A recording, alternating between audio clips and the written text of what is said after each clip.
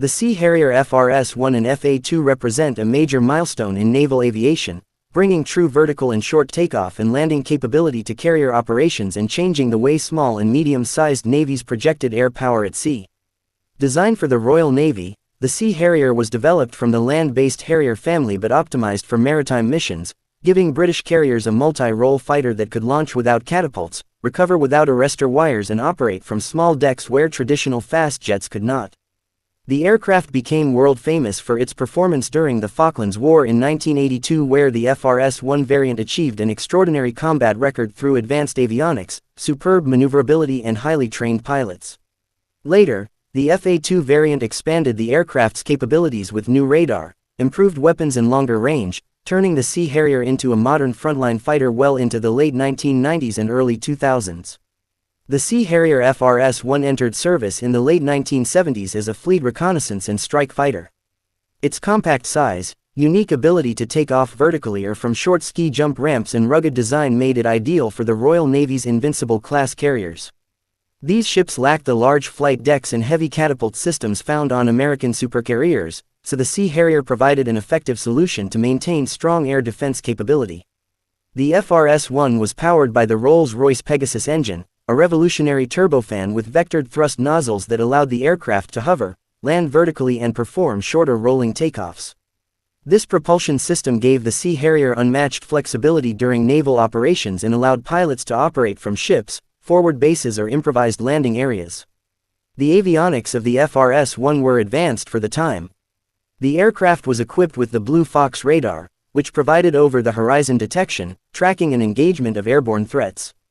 Though relatively simple compared to later systems, Blue Fox gave the Royal Navy a powerful tool to manage air defense in remote theaters. The Sea Harrier's cockpit featured navigation and targeting systems suited for maritime operations, and the aircraft carried AIM-9 Sidewinder missiles along with cannon pods for close-range combat.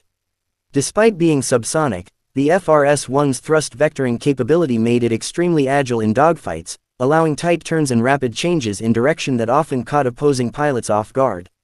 The true test of the Sea Harrier FRS-1 came during the Falklands War.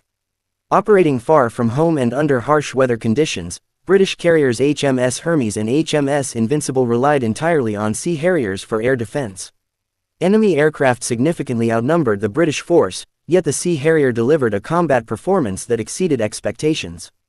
FRS-1 pilots achieved numerous air-to-air victories, leveraging the aircraft's maneuverability, radar and Sidewinder missiles to great effect. The aircraft's ability to maintain combat air patrols in poor visibility and turbulent winds over the South Atlantic proved crucial. Its success demonstrated the importance of highly trained pilots and an aircraft designed for naval operations.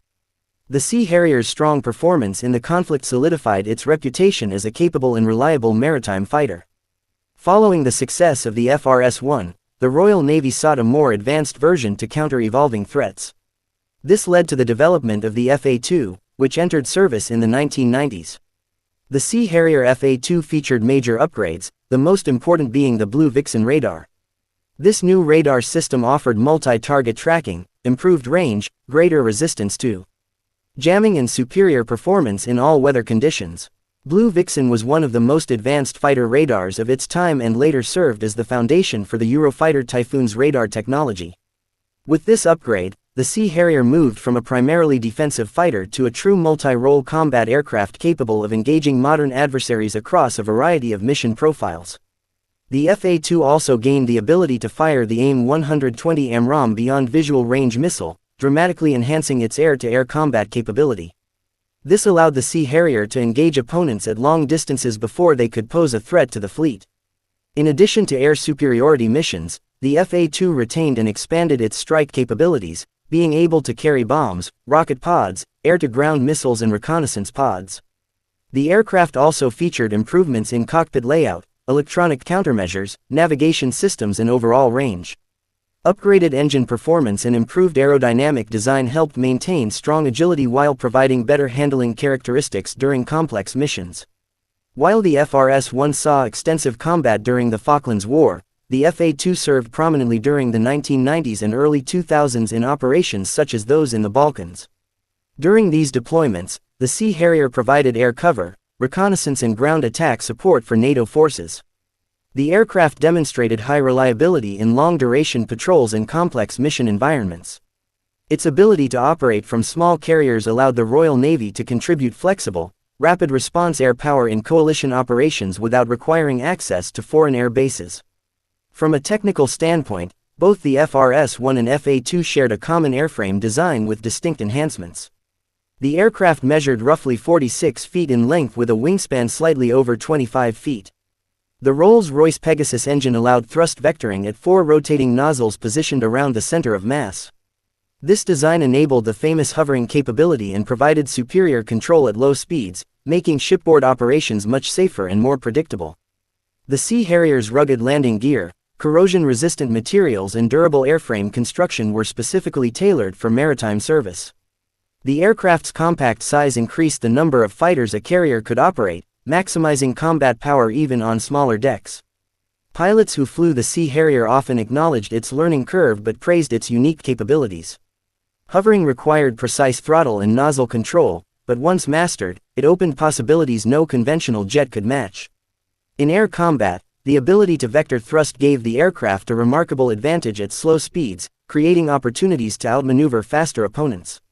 The Sea Harrier's cockpit layout, visibility and control responsiveness contributed to the confidence pilots felt during demanding missions. The legacy of the Sea Harrier FRS1 and FA2 is significant.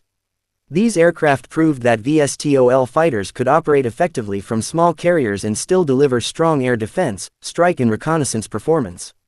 The FRS-1's success during the Falklands War remains one of the most celebrated achievements in modern naval aviation, while the FA2 demonstrated how an already capable aircraft could be transformed through advanced radar and weapons technology. Although retired in the mid-2000s, the Sea Harrier remains a symbol of innovation, resilience and engineering excellence. It showed that with the right design philosophy and doctrine, even a subsonic fighter could dominate in challenging environments and protect carrier groups far from home.